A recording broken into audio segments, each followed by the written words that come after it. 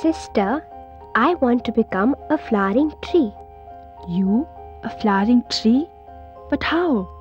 If you help me, I can do it. Listen. First, sweep the floor. Then, take a bath. Then, go down to the well and fetch me a pot of water. I will sit here in meditation. You must pour the water over me and then sit down with me.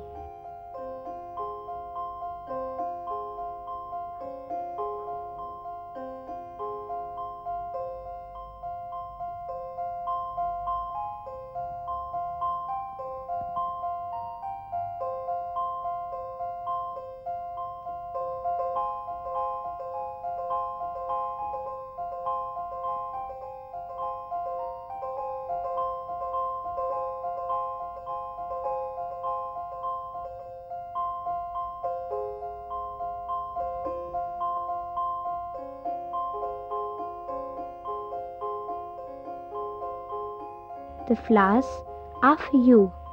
Pluck as many as you want, but take care. If you break a twig or tear a leaf, it will be my body that you break and tear.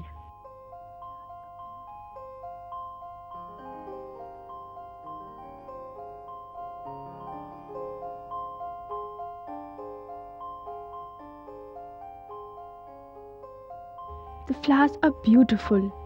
But where are you, sister? Care for the tree, and you will be caring for me. Stay with me, and I will bloom again and again and again.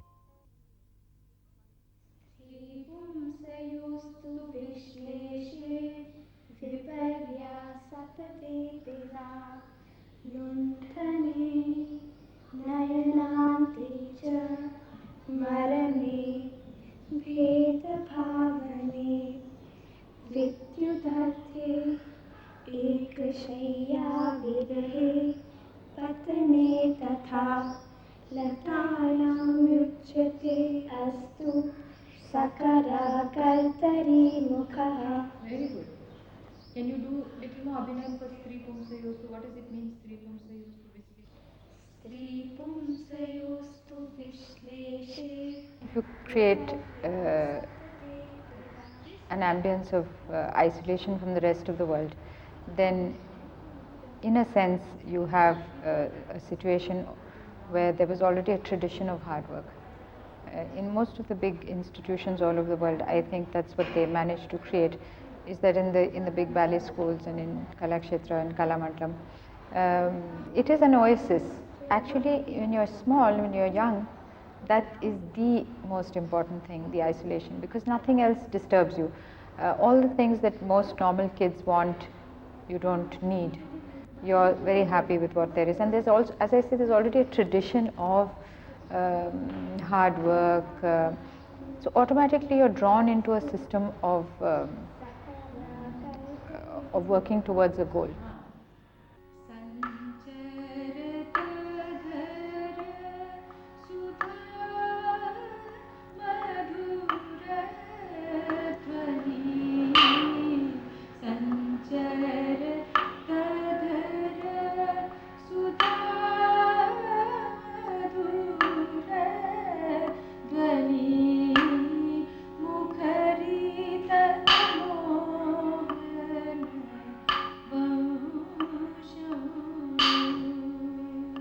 Quietude was there, both in the physicality of it and in the kind of people who taught us the philosophy of the art.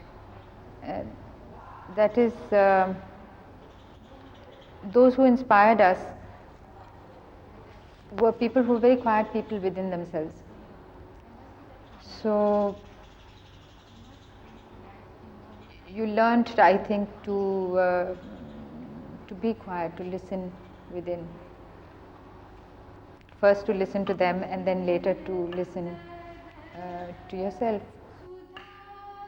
By the time 5, 6, 7, 8, 15 years passed, which is the kind of time that we spent there, we never thought of it as 4-year courses. So by the time the 15 years passed, you grew into becoming a person, in fact, who was very alienated from the rest of the world. and though you make your adjustments and you learn how to live the other life, I think what you miss is that wonderful ambience and setting.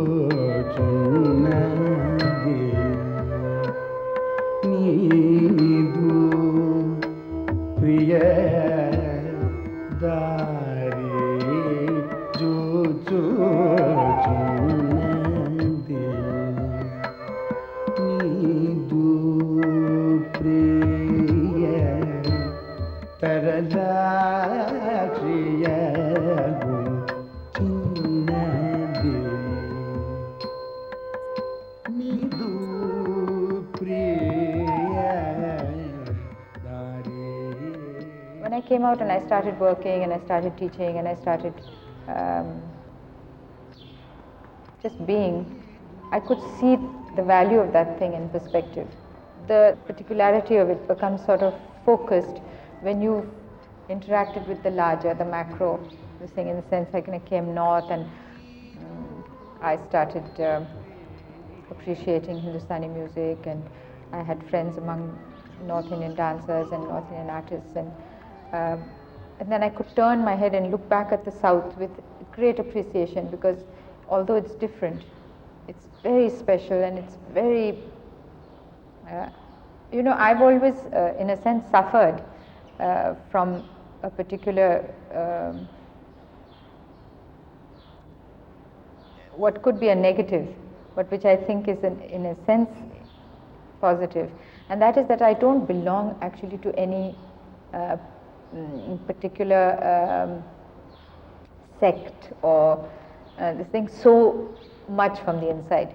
So I'm not a South Indian, I'm not Brahmin, I'm not North Indian, I mean, I don't know if you can call Maharashtra North Indian. I'm not from generations of a family of musicians, not from a generation of families of dancers. I've lived close to all of these, and I know them from inside, and yet I'm isolated and alone.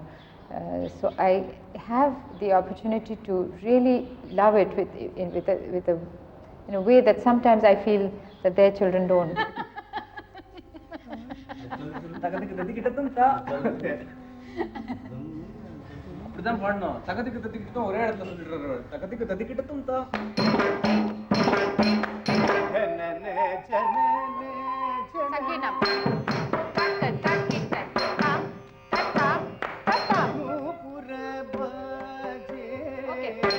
Okay, from Mishra. 1, 2, 3, 4.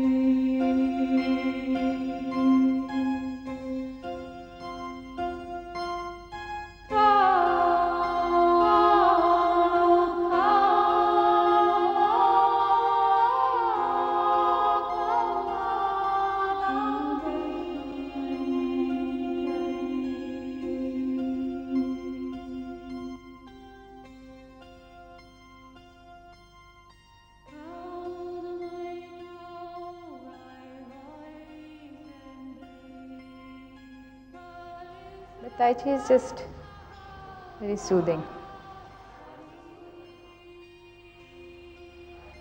Because inside I think there's a lot left over of Kalakshetra, which is a lot of quietude and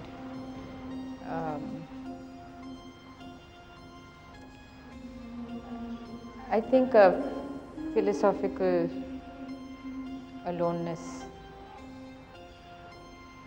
Not loneliness, but aloneness. I think there is that side. Ultimately, you're on your own. So, Tai Chi also has a loose inner strength which I seek. I mean, I like that part about it. It's not a daring kind of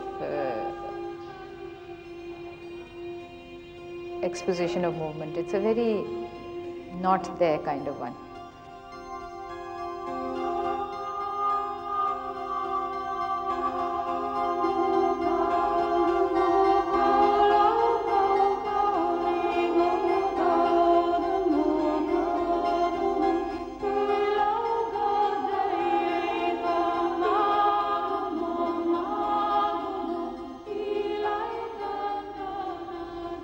You know, people think that you come back with all the euphoria only. I think you come back with a lot of spit as well, in the sense that, you know, everybody's vibes are not. I don't think it's all nice. It's also, there's a lot of jealousy. There's a lot of envy. There's even hatred, and if you're very sensitive, then I think that stays as well. That's a little tough to deal with, because you don't understand why. You sort of think, why? I'm doing my thing, you're doing your thing, so why the? But those vibes also stay. I think it's those vibes that you carry back, and then all the not the insecurity, but the questioning within stays. You could have done that better, you should have done it this way, or it shouldn't have been like that. That also stays. So it's a lot of build-up of, because especially when you know what you want from yourself, then you know that you're not giving it, or you didn't for some reason, or it didn't happen, or. So I don't think it gets easier. I think it gets more and more difficult.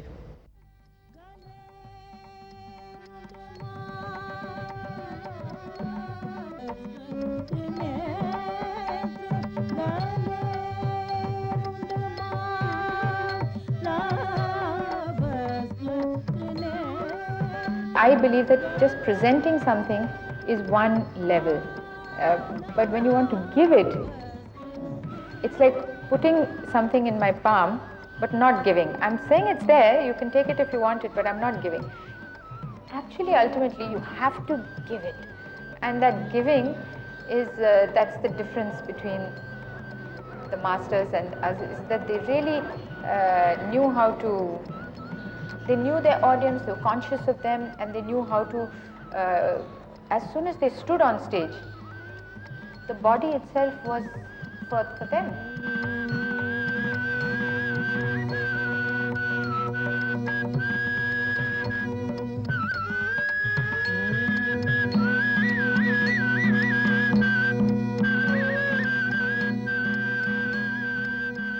But ultimately, all of us know that on stage, when it works, it's an amazing balance of levels of consciousness. You're remembering movement, you're remembering this thing, you're allowing yourself free rein into creative passages, yet you're conscious of space around you, you're conscious of lighting, perhaps you're moving out of light. So there are consciousness, consciousness comes and goes at various levels. But ultimately, if you can break free and get into that thing, then in the end, if you ask me, did you do it for them or did you do it for yourself, you really don't know.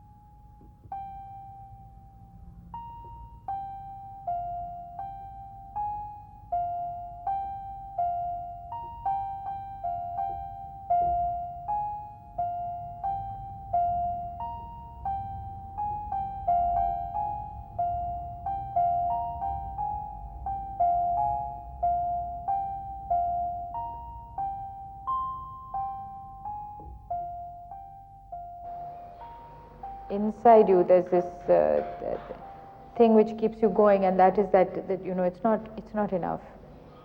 That there must be more that you can achieve, or not in terms of. I don't mean in terms of the next Arangetram for the next kid, or my goals are not bound at that. But if I see, if for instance in the teaching, if I feel that I've been able to get out of a body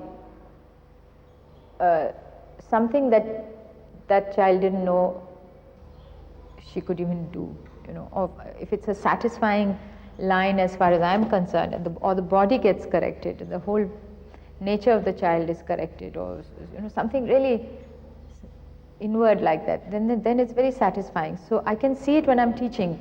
I can see that I'm achieving something when I'm teaching.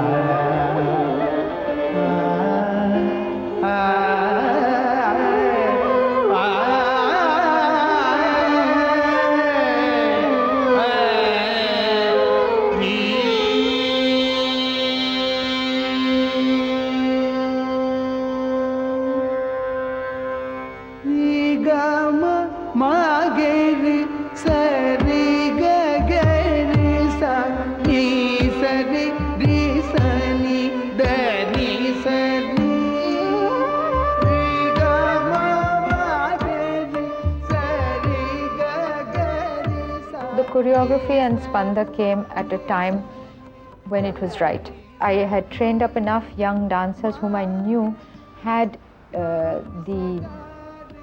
who weren't looking for the arangetram, who weren't looking for the typical glamour success story in the Bharatanatyam field. I felt that they would back me up. So even if there are only 5 of them, I knew the moment was right, that they were thinking dancers, that they would go with it with a conviction. So in that sense, the time was right. And it was just natural then. There was no effort then. It just happened. Whatever was inside just came together.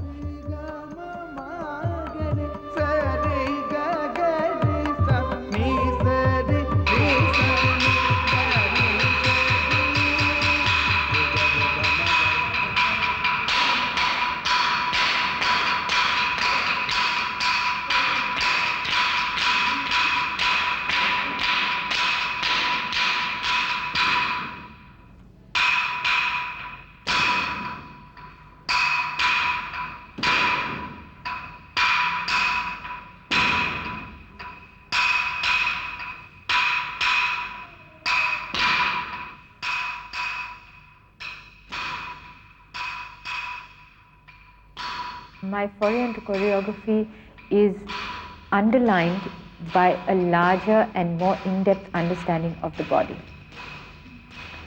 And that's purely been a personal journey. It comes from various things, from the quietude that you need from the body and from the great energy you need from the body. These are the 2 pulls for the Indian dancer. You know, you have to be able to quieten it down to a pinpoint, of your axis, your main axis. And yet you must aggravate yourself enough to be able to get out this tremendous energy for the kind of hadavis and movements that exist in Bharatanatyam. The vocabulary is amazing. So you have to have a body that is good enough to take it on. Nobody can stop you from being the dancer you are.